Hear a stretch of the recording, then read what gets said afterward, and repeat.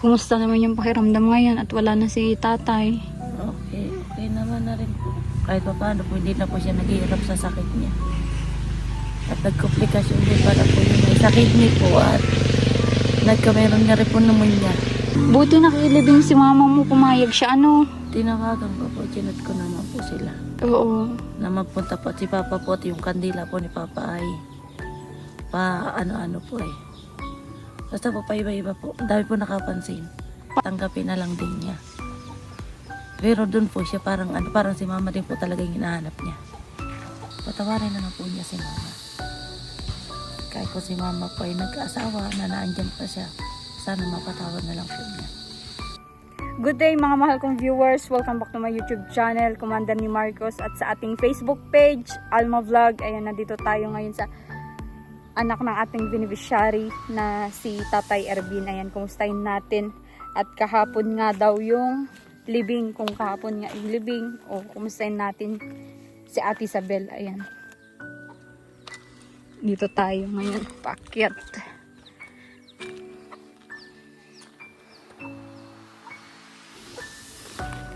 Nandito tayo kay Ate Isabel. Nakita kong kakarating lang nila ay. Kakarating nyo lang po, ano? Oh, ba't ganyan boses mo? Namaos lang po. Namaos ka lang. Kumusta naman ang ano? Kailan yung libing ni Papa mo? Kanina lang naman po, alas 9.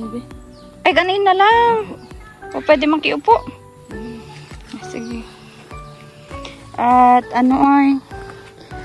Akala ko, ano ba yung ano? Akala ko Martes yung libing. Wala man daw akong schedule ng ano ko sa simbahan. Ah, okay. Oo.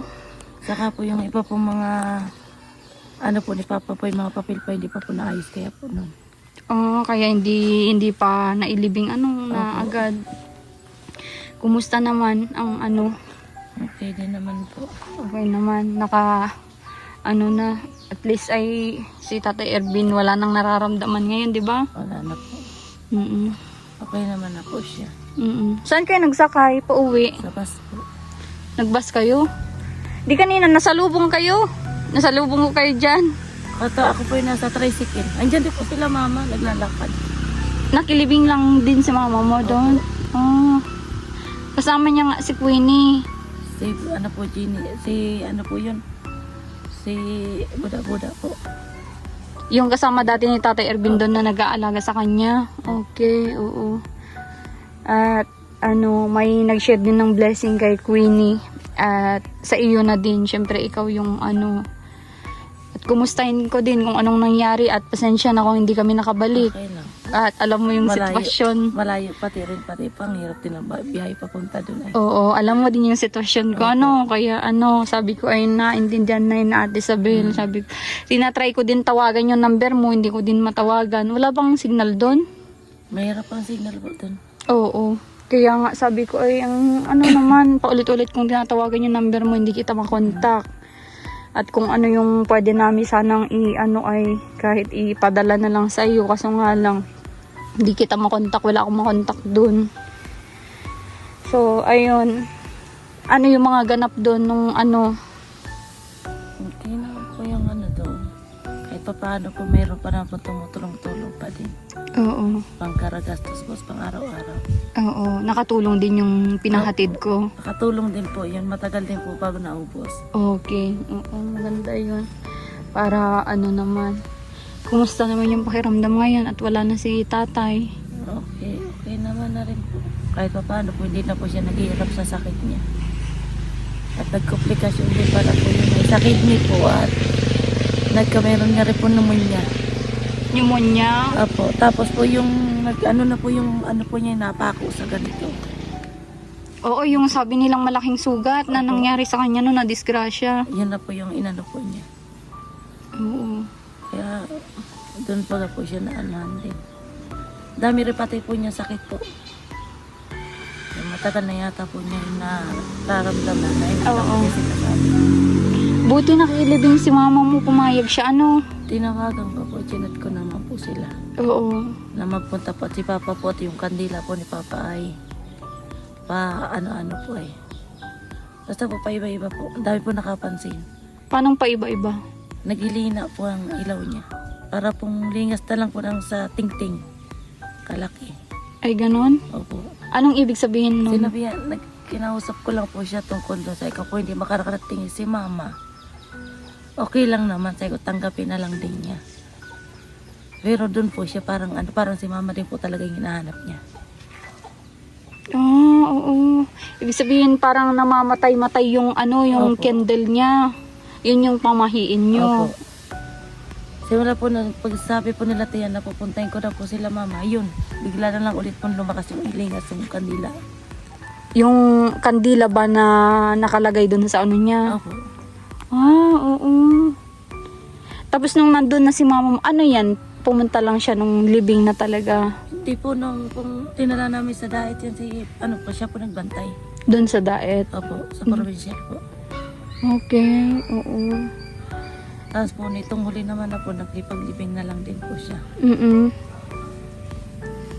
Wala naman nasasabi yung mga kapatid ni Papa mo sa Wala kanya. naman po. Oo, okay naman Okay sila. naman po. Maganda. Kasama niya yung asawa niya na bago. Hindi po pwede siya magpunta doon. Baka magkagulo lang. Okay. Yun ang di po ang iniwasan po namin. Oo. Alam mo, Ate Isabel, gusto ko lang i-alalahanin yung nangyari nun na biglaan na ganun. Kasi si Marcos na ang nag-interview sa iyo tungkol dun sa nangyari ni kay Papa mo ay, 'di ba? Dito na si Queenie, oh. Kumusta, Queenie? Anong pangalan niya? Jezabel po. Ay, Jezabel pala, kumusta ka na? Okay lang po. Ah, di ilang araw kang di nakapasok? Isa? Dito ka at may ibibigay din ako. Wait mo lang ay i-interviewin ko lang si mga ate mo. Ano? So, ayun, biglaan nga yung nangyari noon na, 'di ba, nagpunta ako ng Sabado, tapos tinakbo mo ng Linggo. 'Di ba, Sabado noon ay sinabi mo pang kumakain na, nakipag-joke na sa inyo. Nakipag na po yun, nakipagbiruan na nga po, niluloko-loko nga po namin dito. Oo, yun nga yung kwento mo sa akin. Tapos nung tinakbo mo ng mga Sunday, umaga ba yun? Ano po gabi? Anong nangyari? Bakit ganun yung nangyari bigla ang ano? Ano po siya, nanikip na po ang dibdib po niya. Nahirap na po siyang huminga. Sinabi ko na po kala mama na dali na po namin sa Medicare. At nag-iba na po talaga siya. Dinala nyo pa dyan sa Medicare sa Opo. Kapalongga. Tapos pagkadating po doon sa Medicare, swiniruhan na rin po siya. Tapos nilagyan na po siya ng oxygen. Tapos pagka ano po doon sa Medicare, sinabihan po kami na dadalhin na rin daw po talaga sa diet. At malala na daw po ang ano ni Papa. Nararamdaman. Opo. Saan nyo sinakay? Ambulansya po. Ah, okay. Buti may... Sige daw po naman dinala kami doon. Gabi rin po yun. Baka ano lang po, isang oras lang po ang pagkalipas. Diretso po na kami. Buti may ambulansya agad. Ano? Meron naman po, nakaano po kagad yung ambulansya. Oo. Tapos nung pagdating nyo sa provincial, Nung pag ano po namin doon, ano pa na po si Papa, okay pa naman po. Yung ano niya. Tapos nilagyan na pagkaano po doon, ang tagal pa po bago ano po siya naasikaso. Nilagyan na po siya ng catheter, tapos yung hose po sa ilong. At ayaw na rin po niyang kumain. ay, Diyos ko po. Pero nung ano po na yun, ay ano po, pagkalagay po ng catheter, nagwala pa po yun. Lahat na po niya naigalaw po yung ano. At mga tinurulak po kami pong kasama ng mga nurse. Bakit daw? Baka po nasaktan. Sa Ah, pagkabit po ng catheter at yun sa ilong. sa ilong. Opo. Yun po ang ano po nun. Tapos nung pong gabihan naman po, okay naman po yung ano din niya kasi hindi na po talaga siya nabangon. Pero po ano siya, nakatali lang po talaga nang wawala po ay. Anong tinalin nila sa kanya? Ako po nag-ano po, nung tali po na tila lang. At tinatanggal po niya yung mga ano po niya, kabit-kabit sa ilong. Ayaw niya. Ayaw po niya nun. Tinatanggal po niya, tapos nananakit po. Ah, Kaya po, nag-ano na po ako, kung pwede po talian, kaysa na po manakit ng iba. Inanon. sinasaktan niya pala yung mga nurse. Opo. Lumalaban, ayaw niyang Ayaw po niyang ano. Tapos, nung maano na po namin na yun, ganun. Ako po yung pumasok doon, di po si mama. Mahina po ang loob po ni mama po ay. Ako po yung pumasok doon, ako po nag-assist kay Papa. para po maano po kung ano pong kailangan ni Papa. Mm-mm. Ako po nagpara-asikaso. Tapos, pangalawang araw ba yung nanghina na siya? Opo, pagka umaga po, medyo hapon na rin po yun. Mm-mm. Ano po, nagpaalam din pa ako sa kanya na mauwi pa ako dito mula si Bibi. Nagmulat pa naman po siya. Pinasakay lang po niya ako sa bus po last trip. Ganun? Opo, pag-uwi ko po dito, sumabi na po yung anak natin na si Papa daw po ay patay na. Ay, Diyos ko po. Yun na po ang ano. Pero nung ano po, sabi po nung si Tia April po na lalagyan daw po ng tubo. Yun daw po sa bibig po, yung bubumbang-pumbay na lang daw po. Pero dapat daw po ay humanda na lang di kami. Ganon din ang ano doon maabutin din daw ni Papa. Yun din yung Mabubuhay din daw. kinalabasan. Oo, parang 50-50 na nga. Yun na po ang ano niya. Tapos nag-iiba na po ang kulay niya po ay. Dahil yata po doon sa sugat na rin po niya, nagkomplikasyon na. Oo. Naglala na pong maigi. Nag-iba po yung ano po niya ng kulay.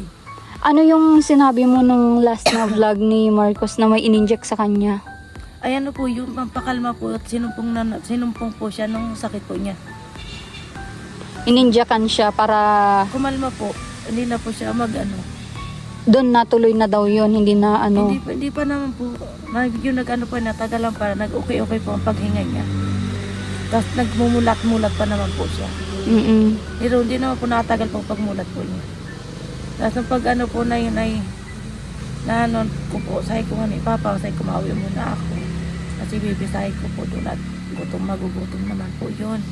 Nagmulat pa na po siya sa akin. Mm-mm. Pero may pinaano po sa akin sila Tia na yung papel baga po. Mm-mm. Kung ayaw ko naman daw po ipadala sa sa Naga, ayaw ko rin naman daw po palagyan daw po ng tubo. Ano naman daw po ang gagawin. Kung daw po magawa na daw po kasulatan na daw po magpipirma daw po kahit ano daw mangyari kay Papa. Hindi, papabayaan daw yun doon sa ospital na. Yun na lang po daw, yun na daw po ang pinag-uusapan po doon. Hindi pa ako nagpipirma. Mm-mm. Tinanong ko muna po mga kapatid ko kung ano pong desisyon po nila. Ay, nag-oo sila. Hindi rin po nagpalagay. Sabi po nila Tia, huwag daw po lagyan ng tubo.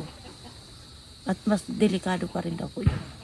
Kaya yun binigay na, sinuko na ninyo. Sinuko na rin po niya sarili po niya. Sabi ko nga na po, okay na po para po hindi na po siya maghirap. Oo, kasi kawawa lang din Kawawa siya. rin naman nga po. Kahit pa lumakas, lalakas pa siya. Ganun at ganun. Yung parang alam niya ngayon, kinakausap mo ngayon, mamaya hindi na niya yun alam. Parang ang hirap mabuhay sa ganun, Sabel, ano? Hindi pati po. Siyempre po, sinabihan ko na nanganib po siya nung nakaano po sa kabangay. Sabi ko, patawarin na lang din niya si Mama. Na hindi po sinasabi ko lagi sa kanya. Patawarin na lang po niya si Mama. Kahit po si Mama po ay nagkaasawa na naandyan pa siya, sana mapatawad na lang po niya. Kasi hindi niya pa alam yung mga bagay na yun, di ba? Yun nga po, yun yata rin po ang inano po niya na parang ayaw pa rin niya po nung una umalis. Ayaw pa niyang ilibing. At hirap na hirap po talaga sila Tia po kang kalalakad kahit ano pong gawin nila. Para pong pinipigilan pa sila ni Papa. Ay, ganun? Opo. Kaya po sabi ni Tia, kausapin ko na po si Papa. At walang-wala na rin daw nga po. Wala na kami magpagpupunan kung pang araw-araw. Ilang araw na nai-ano siya? Ano na rin po. Nung 22 pa po yun namatay ay. 22 ano na ngayon? 4. Isa 4 na po. Okay, parang 2 linggo din ano.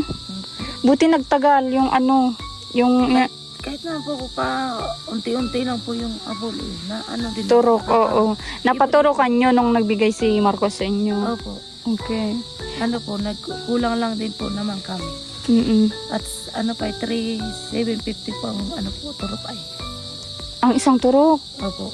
Okay, mahal din pala ang Mahal turok po. Pero sabi nila pang 1 week daw ang turok. Bakit yung kay Tatlong Papa? araw lang naman po. Ay, ganun? Tatlong araw lang. Bakit yung sabi nila? Kasi si Marcos kasi may ganyan, namatayan na din ng beneficiary. Siya ang naglakad lahat. Yung turok ay 1 week ang bago ma-expire. Baka sila yung nagsabi, yung mismo. Sila mismo nagsabi sa inyo na 3 araw lang daw. Yung mismo pong Yung nagtuturok po mismo. Ah, okay, oo. Mababang dosage siguro, ano? Yun po, ako po yung lagi pong kausap po ay. Oo. Mula ba nung nakaburol si papa mo, nagbabantay ka gabi-gabi? Ako po nandun po. Ako na po din nag-asikaso. Matanong ko lang yung mga kapatid mo, may dumating. Nagdumating po, isa lang po ang hindi po dumating. Sino lang yung... Yung sumunod po sa akin. Ah, okay. Yung sabi mong buntis. Yung sumunod daw po sa akin. Hindi daw po siya makauwi at yung may mga anak baga po siya pa. Oo. 5 ay buntis pa daw po. Baka po tayo wala rin po pamasahe. Oo. Yung iba Si- na po nag-uwi na nga. Oo. Ikaw, kumusta ka? At wala na si papa mo. Ah, ako ini Isabel. Ay, Isabel. Jezabel. Kumusta na at wala na si papa? Malungkot ka din? Na wala ka nang hinahatidan ng pagkain?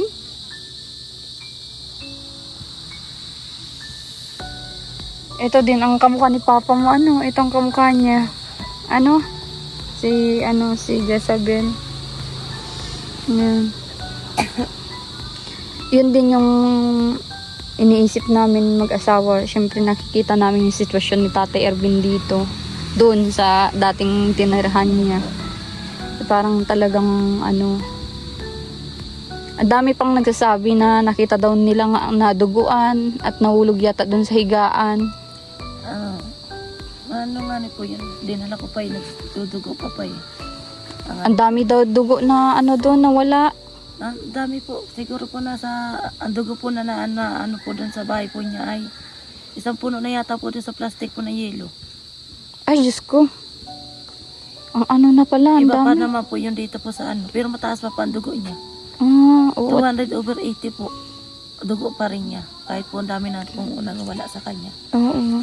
Mataas pa rin po yung dugo Mataas niya. pa din, oo. Grabe. Pero okay lang din naman kayo kahit di kompleto. Ano? Basta, oo, nakaraos Kinausap ko na. lang din naman po si Papa na kung hindi man po nakauwi yung Isa. ibang anak niya, huwag na po niyang intayin. Mm-mm. At walang-wala rin naman po. Mm-mm. Yan na lang din ako pati yung lagi ko sinasabi sa kanya. Na sana po ay maging okay na rin siya, tahimik na rin po siya. Kung na siyang paraisip na kung ano. Oo. Yun yung, ano, talagang pangyayaring hindi mo inaasahan, ano, sa buhay ng tao. Oo. Na kakausap pa lang po dito ng mga tao, nakipaglukan pa. Mm-mm. Tapos mabibigla na lang din po. Kasi nung nakikita ko si papa mo, ganun na yung sitwasyon, nakahiga na lang. Ano po siya, yung hindik po siya ng hindik, nahirapan na po siyang huminga po nun. Mm-mm. Tapos saka po na siya nagsabi na, tayo na. Nagsalita pa po siya ng gano'n. Na i-hospital nyo na daw. Opo. Ramdam na niya. Nagano na po siya, tayo na. At nagpunta dito rin po yung, ano po, yung anak din po, si Jennifer. Ano po, nakita naman po niya dito. Yung... Masaya po siya nung nakita rin po niya. Mm-mm. Nakangiti po siya. Hindi po siya nag-iisip po na kung ano. Oo. Grabe ang ano. Ito ang ano niya, kamukha talaga. Oh. Lingon ka sa camera, ano, Jezabel. Ito ang kamukha ni Tatay Ervin. Oh. Parang ano, pinagbiyak na bunga. Ano? Ikaw, kay mama mo naman. Si mama mo, anong ano niya sa nangyari? Tanggap din ano? Hindi naman po. Oo. Okay rin naman. Buti po yun. na gawan din ng paraan para makabiyahe siya dun kahit sobrang layo. Ano po, nagpunta po yung asawa ko rin po dun. Oo. Kahapon po, nagbiyahe po pamunta dun sila. Oo. Sabihin mo sa mga viewers kung ilang sakay yung sakayin pupunta sa inyo.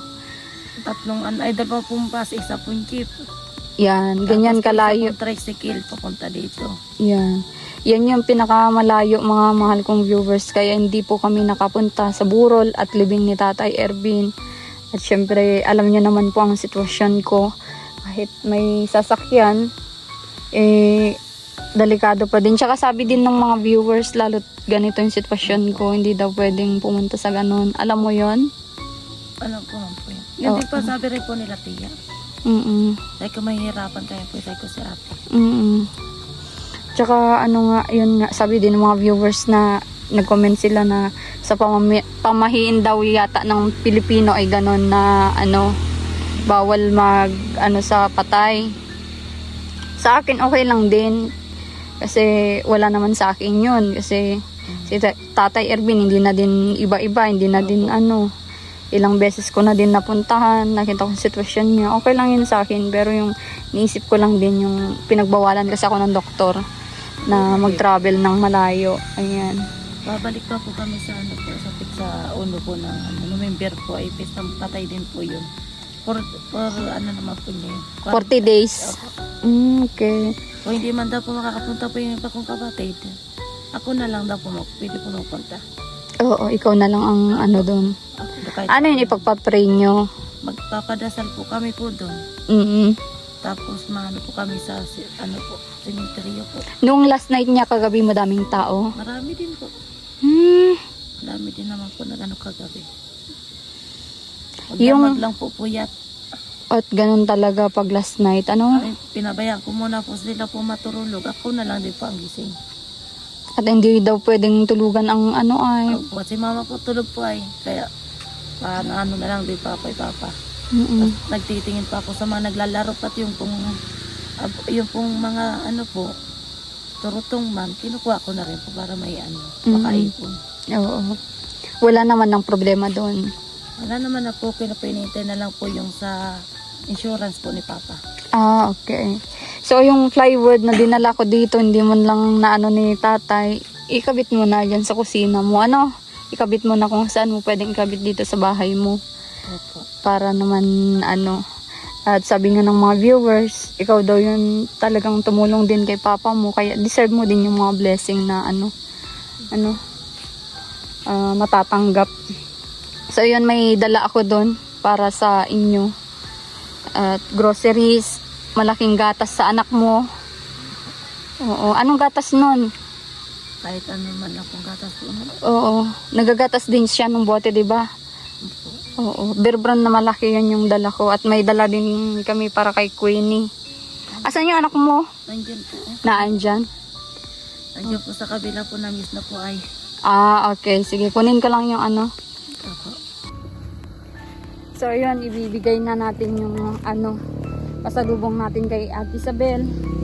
Sana makatulong din sa kanya. Siyempre, siya yung talagang na ano din sa pag-aasikaso sa tatay niya.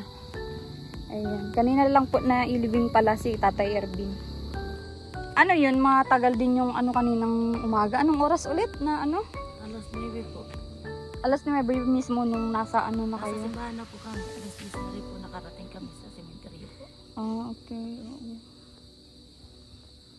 Dudugo yung ano niya. Sa labi. Kaya ako sabi na yun. Yan, may groceries. Yan yung kay Queenie. Abot mo kay Queenie. Buksan mo daw, Queenie, yan kung ano yan.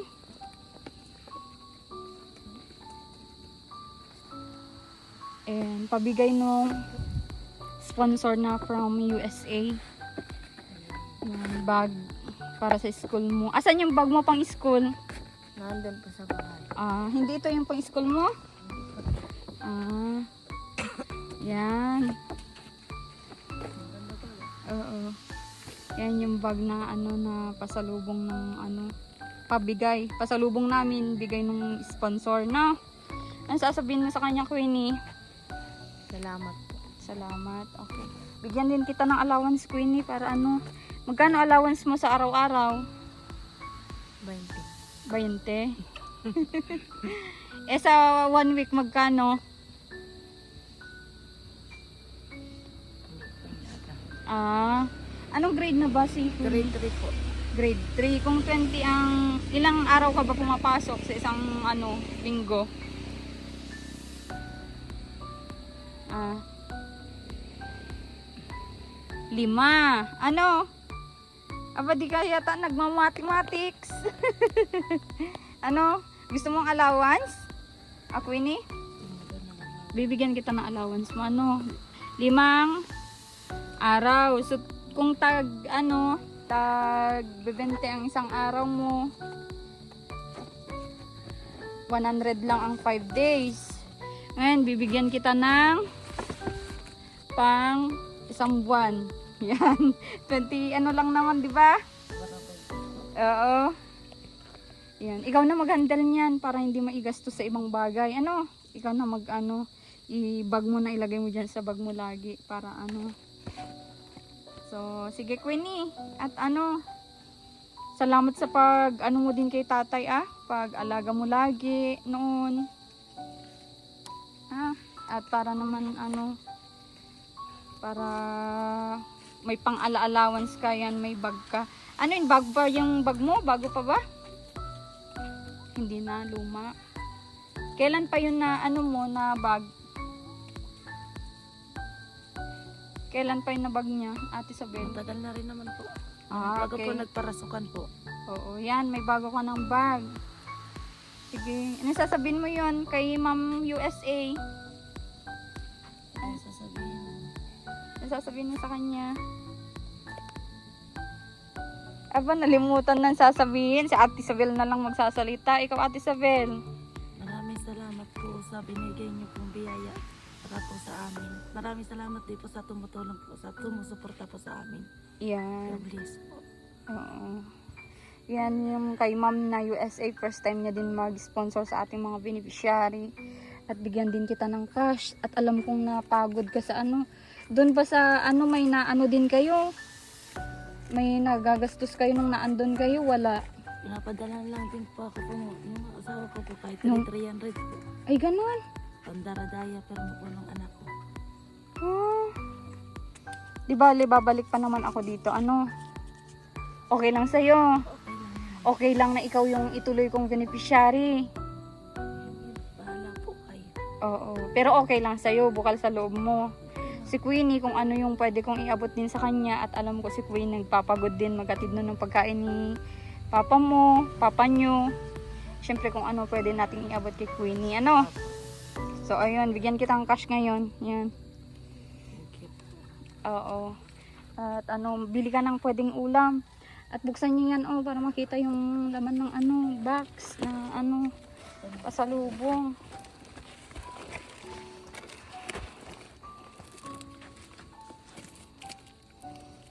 Ayan, huwag niyong isipin na pag wala na si papa niyo, hindi titigil na ako. No, kung ano yung pwede kong i-share sa iyo, ano ko, mag-share ako sa inyo, Ate Isabel. Itong bahay nyo, kung ano pwede natin i-ano. Simulan mo ng paayos yung kusina mo para ano, no? Yan, no? Yan, pwede mong ano, lutuin pag pwede napapakain kayo. Yan, yung gatas na ano, pinapabili din nung ano. At pagbalik ko, madala ako ulit ng gatas. Ilabas mo, Ate Isabel, lahat.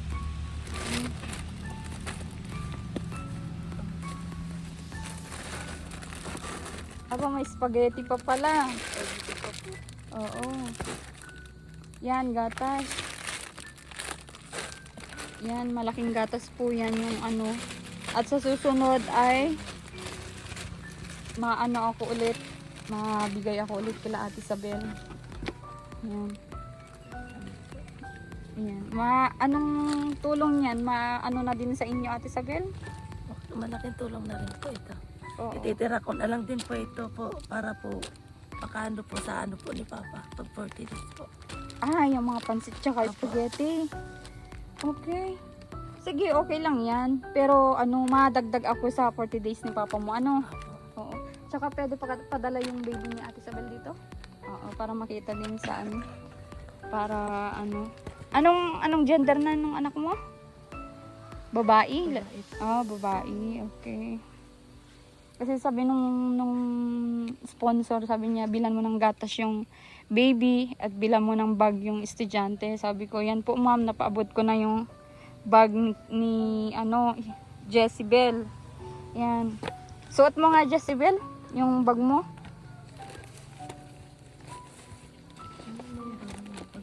Maganda pati po at matibay pati po yung ano. Oo, yung klase. Yung matibay na ang inano ko, ano. Ito, Kunin mo, Ate Isabel, yung anak mo. Yan. Ang liit pa pala talaga ito. Months pa pala, ano? Masyang pa lang po sa Okay. Ba't anong nangyari dyan sa kutis niya? ano po ang araw po. Ay, Diyos ko po. Hindi Anong po, nilalagay mo? Yung kamay niya, ba't parang may lapnos, may ano? gawa po ito po doon sa gamot po niya. Ay napilas ko po. Ah, grabe ang buong katawan, may ano. Doon lang po ito sa Santa Barbara po. Eto gatas mo. Gusto mong gatas? Yan, gatas malaki. Ano? At sa susunod, madala ako ulit, okay? Masaya ka naman, Queenie, dyan sa bag mo? Oo. At kung ano yung pwedeng i-share ko pa sa iyo, Queenie, at deserve mo din. Mabait ka din na bata sa papa mo ay. So, ayan, Ate Isabel. Sige, punta muna ako. At magpahinga ka at yung mata mo halatang walang tulog. Wala nga po talaga po. Oo. Okay. Last message mo sa lahat ng kapamilya nyo na nandun, nakiramay sa inyo. Siyempre, lahat ng nakiramay. Maraming salamat po sa mga tiyain ko na tinulungan niyo po kami. Kahit po walang-wala rin po talaga. Kung wala po kayo, hindi ko pa alam po kung ano pong gagawin ko po. Sa nangyari po kay Papa. Maraming salamat po mga tiya-tiyo. At maraming salamat din po sa mga tao pong nagbibigay lang din po ng abuloy kahit po paunti-unti po. Maraming salamat po sa inyo. Okay. Sige. At sige, punta muna ako at para sa susunod ay mapunta ako ulit dito. Anytime nun, nandito ka lang. Oo.